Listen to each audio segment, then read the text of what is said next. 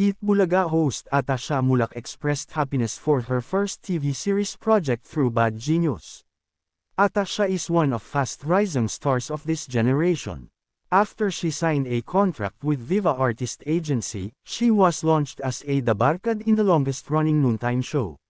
From that, Atasha also had some solo endorsement projects. Before officially entering the entertainment industry, she had endorsement projects with her parents Aga Mulak and Charlene Gonzalez, and her twin brother Andres Mulak.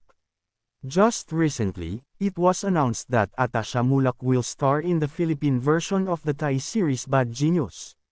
She expressed how happy she is to have this opportunity, based on the article in Bandera. Sa totoo lang, naiyak ako sa bahay. When I found out, parang surreal moment. And syempre naman, super grateful ako, kasi this is such a big opportunity and this is my first, Atasha said. The celebrity said that she is honored to be working with a great team and this makes her excited. She also feels nervous about this because it is her first project in which she is the lead star. Atasha also shared that when it was offered to her, she was sure that she will be accepting this, and she promised to give her 100%. Wala po akong expectation kung what the result's gonna be, but as long as I can promise myself that I give my 100%, then I will be super happy with that, the Dabarkad said.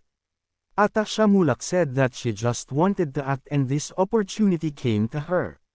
She does not want to close her doors with anything, she wants to try and give her best in what she does.